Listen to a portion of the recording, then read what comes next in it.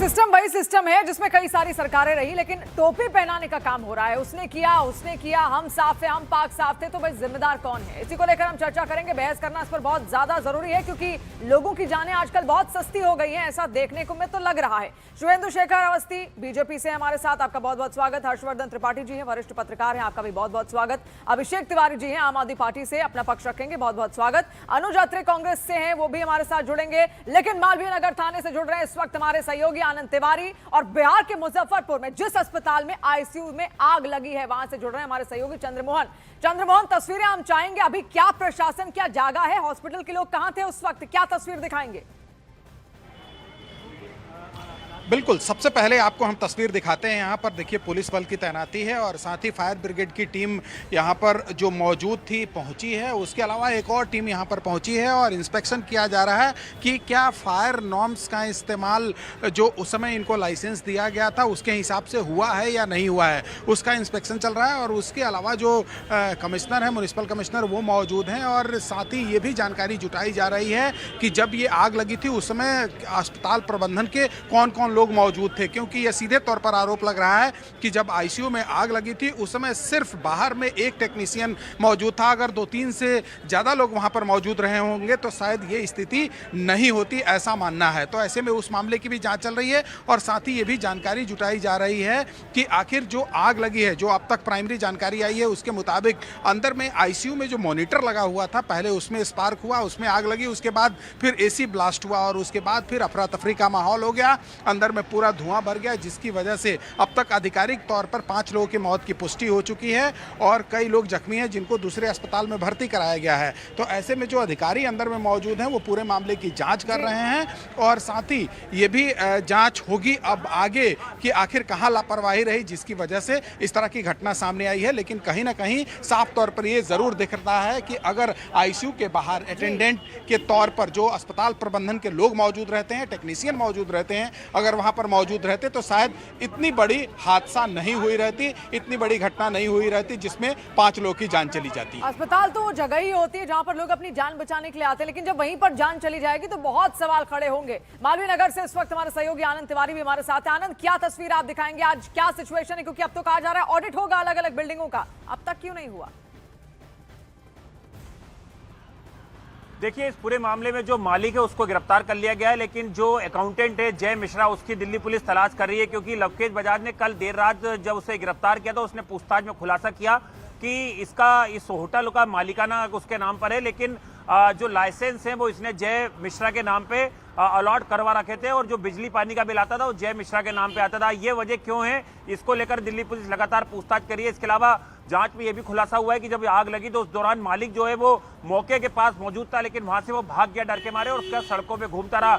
उसने ये भी खुलासा किया है कि उसने 3 साल पहले अहलुवालिया कंस्ट्रक्शन से ये बिल्डिंग ली थी और उसके बाद उसमें इसने ये रेस्टोरेंट कम जो गेस्ट हाउस है वो चलाना शुरू करा, लेकिन ना फायर की एनओसी थी ना एग्जिट एंट्री, अलग अलग थे। और कल फायर के अधिकारियों ने बताया है कि जब वो वहां पर पहुंचते हैं 9:10 पर, जब 8:50 पे कॉल होती है तो जो बेसमेंट में लोहे का दरवाजा था उसकी ग्रिल को काट कर बेसमेंट में घुसे, जहां पर कमरे बने हुए थे, और वहां से 7 लोगों को रेस्क्यू कराया गया है। उनको वहां पर ऑक्सीजन दी गई और उनकी हालत दम घुटने जैसी हो रही थी, वहां पे धुएं के सफोकेशन से उनकी जान बचाई गई। इसके अलावा लोग, हमने देखा, छतों से नीचे कूदे, आसपास के लोगों ने गद्दे रखे, तो एक बड़ी लापरवाही थी। सिविक एजेंसियां इसके लिए सीधे तौर पर जिम्मेदार हैं।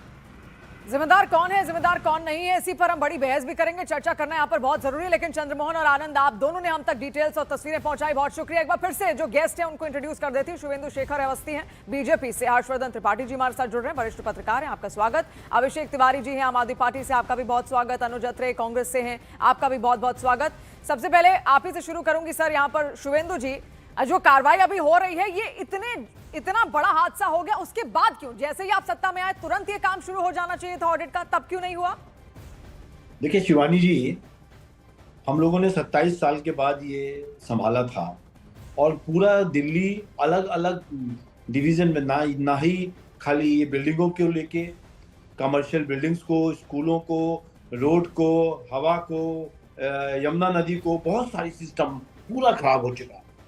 और उस पूरे सिस्टम को संभालते संभालते हमने लगभग 23% होटल जो कमर्शियल बिल्डिंग्स हैं इसको ऑडिट भी किया है। और उस 23% ऑडिट करने में हमने करोल बाग और इधर जितने भी न्यू दिल्ली स्टेशन के आसपास के जितने होटल शुभेंदु जी, ये 23% जो आप कह रहे हैं कि ऑडिट किया है, इसमें क्या ये वाला होटल नहीं आया? ये इलाका छूट गया था आपसे? नहीं, वहां तक अभी नहीं आए हम लोग। मैं जो आपको कह रहा हूँ शिवानी, बिल्कुल जिम्मेदारी के साथ कह रहा हूँ कि वहां तक अभी ऑडिट हुआ ही नहीं। और ये जो ऑडिट हुआ उसमें 156 बिल्डिंग्स को हमने सील किया, उनको नोटिस दिया, और उसमें जब तक वो फायर फाइटिंग के सिस्टम एप्लीकेबल नहीं हो गए और सेटिस्फेक्शन नहीं हो गया, तब तक उनको चालू भी नहीं किया गया। मैं फिर कहता हूं कि हमने 1 साल के अंदर बहुत कोशिश करी कि इन सब चीजों को ठीक करें, पर अभी बहुत बहुत और बहुत एमसीडी काम में तो करना। आप सत्ता में रहे ना? एमसीडी में तो इतने लंबे वक्त तक आप रहे, एमसीडी में तो भ्रष्टाचार के आरोप लगा रहे हैं इस वक्त लोग, कह रहे हैं कि ये तो मिलीभगत से सब होता है वहां पे। देखिए, अब आप ये कहते हैं कि एमसीडी का क्या काम है? बिल्डिंग बनाना। जिस समय बिल्डिंग बनी, ना ही बीजेपी के 2009 में बिल्डिंग बनी है, वहां पे कोई बीजेपी की किया गया? औचक निरीक्षण क्यों नहीं किया गया ऐसी बिल्डिंग?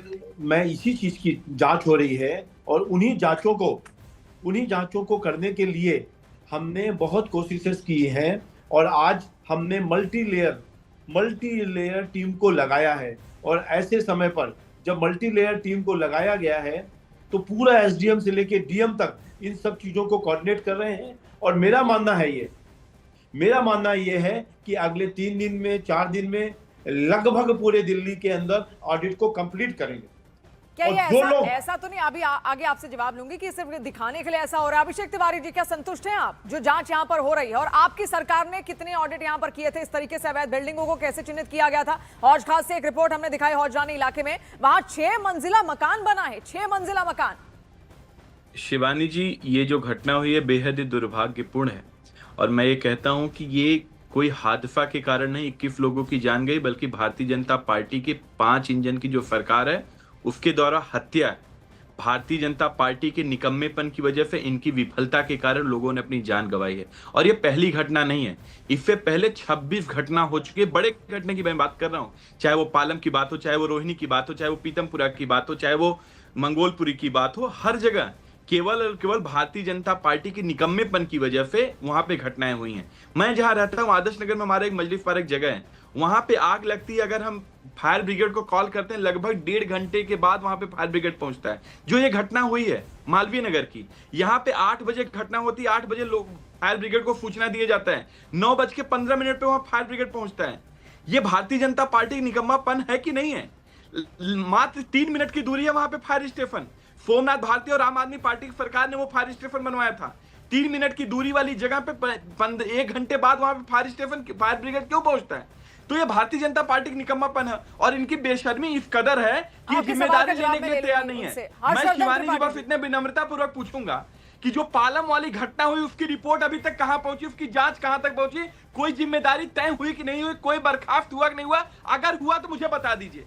इसी तरीके से लीपापोती की घटना भी हो जाएगी। यही सवाल है कि आखिर कुछ हो क्यों नहीं रहा है? अभी भी आप देख रहे हैं टोपी का खेल, ट्रांसफर तुमने किया, मैं वही तो कह रहा हूं। इसके अलावा भी एक मिनट आपके पास हर्षवर्धन जी से सवाल है, हर्षवर्धन जी से, अभिषेक जी हर्षवर्धन जी से पूछ रही हूँ, ये क्या हो रहा है? पर्यटन विभाग कुछ कह रहा है, एमसीडी कह रहा है भैया हमने तो परमिशन दे दी, औचक निरीक्षण फिर क्यों नहीं हुआ? तरह तरह की बयानबाजी क्यों हो रही है? और इस हादसे का क्या हम वेट कर रहे थे कि हादसा होगा तब हम एक्टिव मोड में काम करेंगे? देखिए शिवानी, सबसे पहले तो ये कि अभी जो संवाददाता ने रिपोर्ट दिखाई, मुझे लगता है कि उस रिपोर्ट के हवाले से बात करें तो समझ में आएगा कि अभी भी जो कुछ हो रहा है वो कतई समस्या को दूर करने का नहीं। ऑडिट करके आप क्या कर लेंगे? आप वहां पर जब पूरा का पूरा इलाका इस तरह से है कि तेजी से फायर ब्रिगेड की गाड़ी तक नहीं जा सकती, वहां ऐसी बिल्डिंग बन गई जिनमें सीढ़ी नहीं है, सिर्फ लिफ्ट है। मैं तो ये सुनकर हैरान हूं कि ये तो हो ही नहीं सकता। ये तो जब भी जिस समय वो लिफ्ट लगी हो, उसको उस वक्त के अधिकारी कौन अधिकारी थे जिन्होंने उसकी परमिशन दी? क्योंकि लिफ्ट में तो लिफ्ट की परमिशन अलग से लगती है, और बिना सीढ़ी के लिफ्ट हो ही नहीं सकती। ये यहाँ तक कि जो मल्टी स्टोरीज होती हैं उनमें 2-2, 3-3 लिफ्ट लगी होती है, उसके बावजूद भी दोनों तरफ आपको लिफ्ट होती। भले लोग लिफ्ट का इस्तेमाल नहीं करते, आमतौर पर 10 मंजिल 20 मंजिल में लिफ्ट का इस्तेमाल, लेकिन फिर भी होती। यहां तो 6 मंजिल और 8 मंजिल की इमारत बन गई। दूसरा, किसी भी बिल्डिंग के पीछे कोई जगह है ही नहीं, सिर्फ फ्रंट में उनके है, वहीं पर सड़क है, वहीं से रास्ता है, और वो भी ऐसा रास्ता है कि वहां से निकलते हुए आप तेजी से एग्जिट भी नहीं कर सकते। मुझे लगता है कि दिल्ली की सरकार को बहुत कठोर निर्णय लेना पड़ेगा।